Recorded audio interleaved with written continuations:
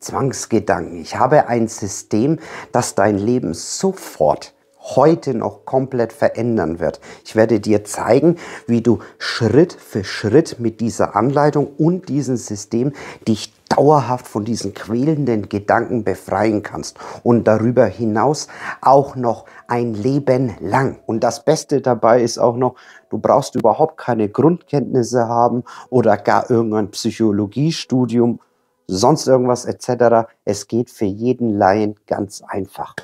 Ja, es war irgendwann mal im Februar 1995. Das weiß ich noch ganz genau. Das war in der Früh und ich musste zur Schule und meine Mutter hat mich gerufen und sagte zu mir: Juan, kommst du endlich? Das Frühstück ist fertig. Mensch, warum brauchst du immer so lange? Und ich kann mich noch ganz genau erinnern, ich habe mir da die Zähne geputzt und wie aus dem Nichts kam mir der Gedanke geschossen gegenüber meiner eigenen Mutter: Ach, halt doch dein Maul, du Fotze. Er kam einfach so geschossen, wie aus dem Nichts. Ich war 10 Jahre alt und ich dachte mir, das kann nicht sein. Also jeder, der sowas noch nicht hatte, der versteht das auch nicht und denkt sich, oder vielleicht versteht das und macht sich aber keinen Kopf, aber für mich war es die Hölle. Also für mich war es echt ganz, ganz, ganz schlimm, weil ich mir gedacht habe, ich liebe meine Mutter. Und dann war schon der nächste Gedanke, kann ich mir erinnern, aber wenn du sie liebst, warum hast du dann so einen Gedanken? Ich weiß noch, dass irgendwie in dem Moment mit meinem Körper irgendwas geschehen ist, dass ich so auf diese Art und Weise davor nicht zuordnen konnte. Ich weiß, dass ich so Gänsehaut bekommen habe und ich habe leicht geschwitzt. Das waren dann solche Symptome der Angst, offenbar. Damals als 10-jähriger Junge, keine Ahnung, was damit einem geschieht. Also bin ich dann danach runtergegangen, habe mich an den Frühstückstisch hingesetzt, habe dann auch gegessen und meine Mutter hat mir freundlich Kellogg's hingestellt und dann hat sie dann zu mir gesagt: Und, hast du gut geschlafen? Und ich habe sie angeschaut und habe gesagt: Ja, Mama hatte auch schöne Träume, danke, habe gut geschlafen. Und du? Und in dieser Sekunde, pfumm, hast du auch gut geschlafen, du Schlampe? Pfumm, war hier. Boah, was ist denn das jetzt? Wieso habe ich jetzt solche Gedanken? Der eine oder andere wird jetzt vielleicht sagen: Hast du ihr das in dem Moment gesagt? Nein! Das habe ich nicht gemacht, um Gottes Willen. Ich kann doch meiner eigenen Mutter, und du bist 10 Jahre alt, nicht ins Gesicht sagen: Mama, ich habe gerade gedacht, dass du eine Fotze bist und eine Schlampe und etc. Wer macht das schon? Keiner macht das. Erkennst du dich wieder bis hierhin? Also negative Gedanken hat jeder Mensch so auf die Art: Ich kann das nicht, ich kann dies nicht, ich kann jenes nicht. Aber auf die eigene Mutter den Gedanken: Halt's Maul, du Schlampe, oder du Fotze, da wird sich schon der eine oder andere sagen: Da ist doch irgendwas nicht in Ordnung. Und jetzt bist du 10 Jahre alt. Was weiß man von Psychologie oder wie Gedanken und Gefühle funktionieren? In der Schule hat es mir auch keiner beigebracht. Meine Eltern haben es mir auch nicht beigebracht. Ich weiß nur, dass ich zu mir selber ab diesem Moment gesagt habe: Du, Juan, irgendwie bist du nicht ganz richtig. Vielleicht bist du verrückt. Vielleicht bist du ein Psychopath. Vielleicht hast du diese Krankheit Schizophrenie. Davon habe ich schon mal gehört. Das sind diese Verrückten, die rumlaufen. Aber es war schlimm. Es war grauenvoll. Und es ging auch immer weiter. Ich bin dann in die Schule gegangen und ich war dann so sensibilisiert darauf, vielleicht so wie du auch sensibilisiert darauf bist, momentan. Und mir sind die ganze Zeit weiter solche Gedanken gekommen. Ich kann mich dann erinnern, dass zu meinem besten Freund ich gesagt habe: Und gehen wir Fußball spielen, spielen wir ein bisschen miteinander. Und auf einmal kam der Gedanke: Verreck doch. Dann kam sofort in mir: Das darf ich nicht denken. Ich darf das nicht denken. Warum denke ich das? Wieso denke ich das? Bin ich verrückt? Und dann hat dieses ganze Grübeln angefangen. grübeln, grübeln, es wird immer schlimmer und schlimmer und schlimmer und schlimmer und die Gedanken im Kreis. Warum habe ich diese Gedanken? Wie kriege ich diese Gedanken weg? Oh Gott, das darf niemand wissen. Ich darf das niemandem erzählen. Wenn ich das jemand sage, die holen mich ab, dann hatte ich so diese eine Stimme, du musst es deinen Eltern erzählen. Ich habe dann versucht, wie es wahrscheinlich die allermeisten auch machen, ich habe dann versucht, dieses Thema zu verdrängen. Ich habe gesagt, weißt du was, Juan? Ich denke einfach nicht mehr dran. Ich denke da nicht mehr dran. Hat nicht funktioniert. Bin nach Hause gekommen. Meine Mutter hat mir mein Mittagessen gemacht und dann ging es los. Du Schlampe, du Fotze, die ganze Zeit. Wie war dein Tag? Hast du Hausaufgaben? Ja, habe ich, du Nutte. Fick dich ins Knie. So, die ganze Zeit geschossen. Gefühle, Emotionen, Gänsehaut, das volle Programm. Oben gegangen, ins Zimmer. Ich muss die Gedanken unterdrücken und auf einmal die volle Wallung. Angst, am ganzen Körper gezittert. Und das mit 10 Jahren.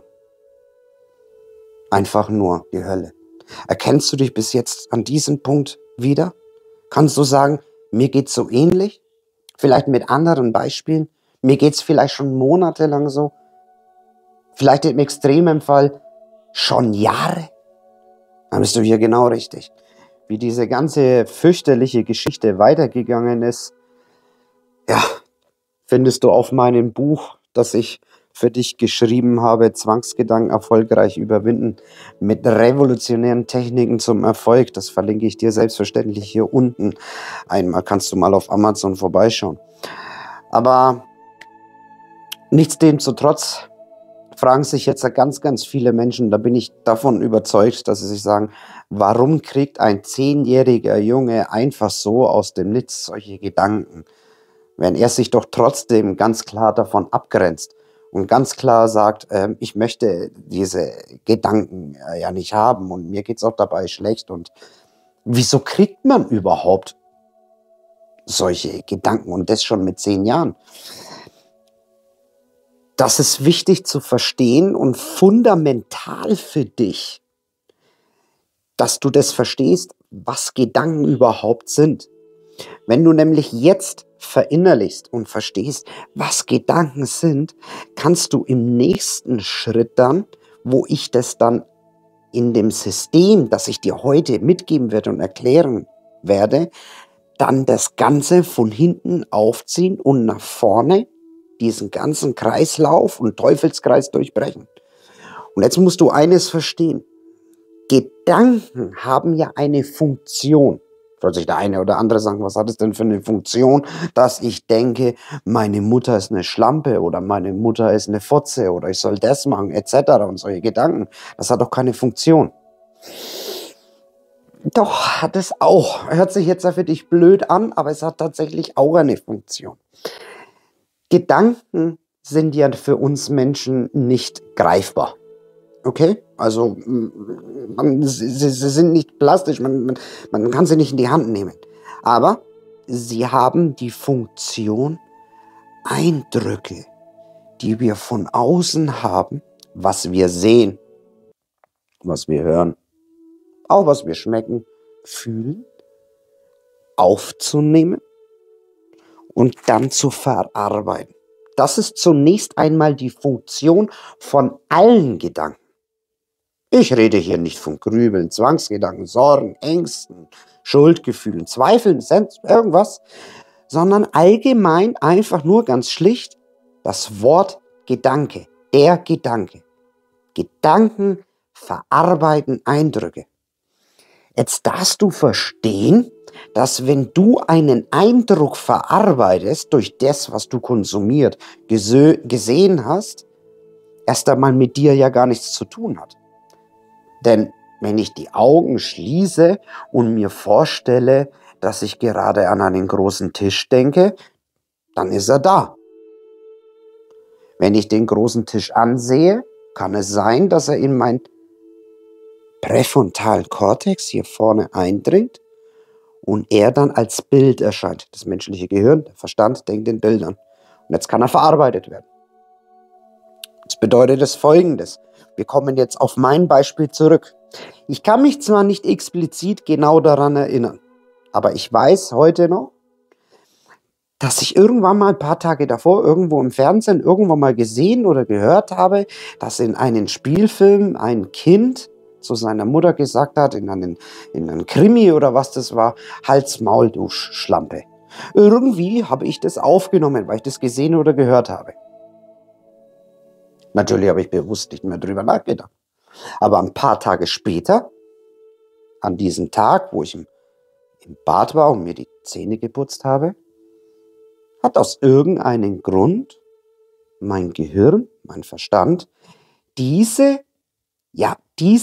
Situation von diesem Tag, wo ich diesen Film gesehen habe, den Gedanken in mir verarbeitet. Also habe ich mir die Zähne geputzt und es kam der Gedanke, Juan, es gibt Frühstück. Ja, ich komme, halt's mal, du Schlampe. Pfum, Bild hier, Schlampe, egal, Gedanke. Jetzt habe ich natürlich damals als Kind einen einen großen Fehler gemacht.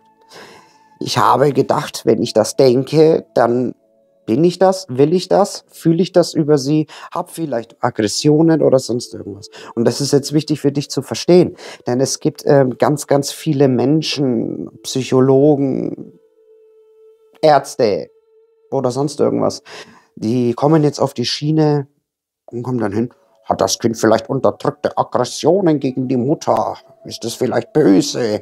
Oder wird es schlecht behandelt? Weil solche Gedanken sind ja an sich nicht normal. Nein. Nein, nein, nein und nochmals nein. Das hat damit nichts zu tun. Gar nichts. Ich habe an dem Tag keine Wut auf meine Mutter gehabt oder war irgendwie aggressiv oder sie. Es gab solche Situationen im Leben, wo ich wütend war. Das sind ganz normal, aber an dem Tag nicht. Das hat damit nichts zu tun. Gedanken verarbeiten Eindrücke. Und die Menschen, die unter psychischen Problemen leiden, leiden nicht an psychischen Problemen wegen ihrer Gedanken an sich, sondern sie leiden an psychischen Problemen wegen dem Umgang ihres innerstes Selbst, was in ihnen verarbeitet wird, an ihren eigenen Metakognitionen. Metakognitionen sind das, was über den Gedanken ist. Also praktisch, wenn man so möchte, laienhaft ausgedrückt, deine Beziehung zu deinen Gedanken, deine Beziehung zu deinen Gefühlen, deine Beziehung zu deinen Emotionen, aber auch deine Beziehung zu deinen eigenen Verhalten. Sie bauen sich da etwas auf. Wie sie sich das Ganze aufbauen, liegt an Erfahrungswerten. Ich möchte, dass du dir ganz kurz angewöhnst, darum bitte ich dich jedenfalls, dass du nicht mehr von Zwangsgedanken sprichst, sondern dass du das Wort Intrusion eher nimmst. Es sind nämlich intrusive Gedanken. Alle Menschen auf der Welt haben intrusive Gedanken. Alle, wirklich alle Menschen. Ohne Ausnahme. Der eine mehr, der andere weniger. Intrusive Gedanken entstehen bei allen. Das hat verschiedene Gründe. Du hast gerade gesehen, warum diese intrusiven Gedanken entstehen. Wir nehmen etwas auf, wir konsumieren etwas und das Gehirn verarbeitet es. Wenn ein Mensch gerade unter Anspannung steht, wenn er gestresst ist, wenn er unruhig ist, wenn er gerade unzufrieden ist oder gar Angst hat, nimmt der Mensch intrusive Gedanken stärker wahr. Er kann sie stärker wahrnehmen. Das heißt, wenn ich gerade den Zustand der Nervosität habe, Angst als Beispiel, Stress, und in dem Moment verarbeitet mein Gehirn gerade irgendwelche Dinge, die er von außen, gestern, vorgestern etc., aus dem Gedächtnis, aus dem Unterbewusstsein, hier vorne auf den präfrontalen Kortex hingeschoben bekommt, dann nehme ich diese Intrusion stärker wahr. Und weil ich sie stärker wahrnehme, tue ich sie unbewusst stärker bewerten. Und jetzt passiert leider Folgendes, und das passiert dann bei manchen Menschen aus verschiedenen Gründen, aufgrund der Charakterstruktur etc., die Intrusion aktiviert. Was meine ich mit aktiviert? Der Gedanke, halt's Maul, du Schlampe, in meinem Beispiel zu der Mutter, aktiviert jetzt das Nervensystem, weil es eine Metakognition ab diesem Moment geschaltet hat.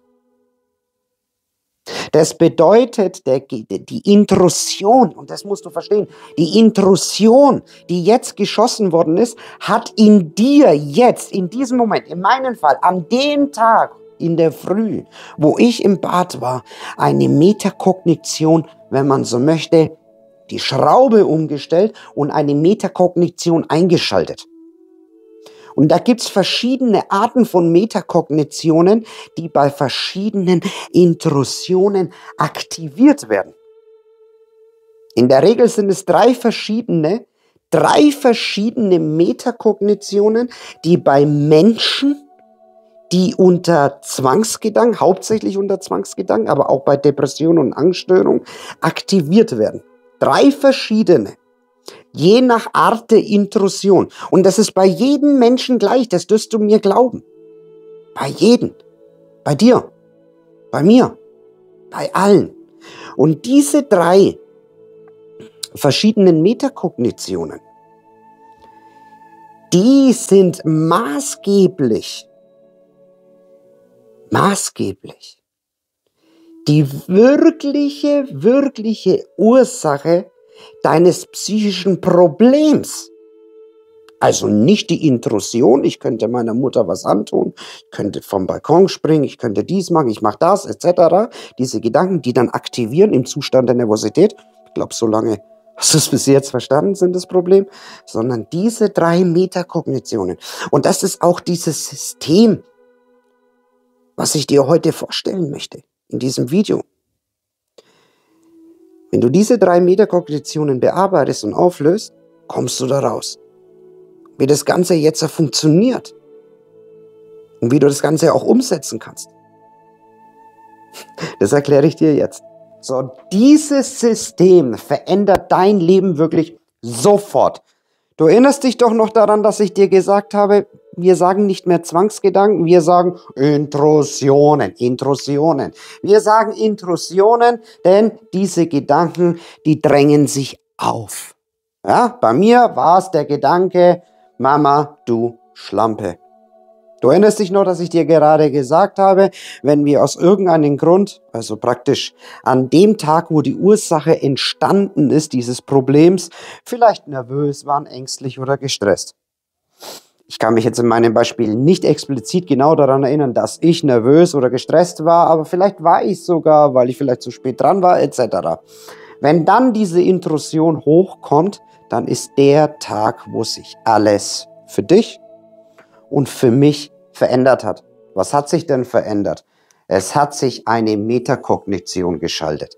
Und bei Menschen, die unter Zwangsgedanken, Zwangsstörungen, aber auch unter Hypochondrie leiden, findet man immer wieder diese drei verschiedenen Metakognitionen.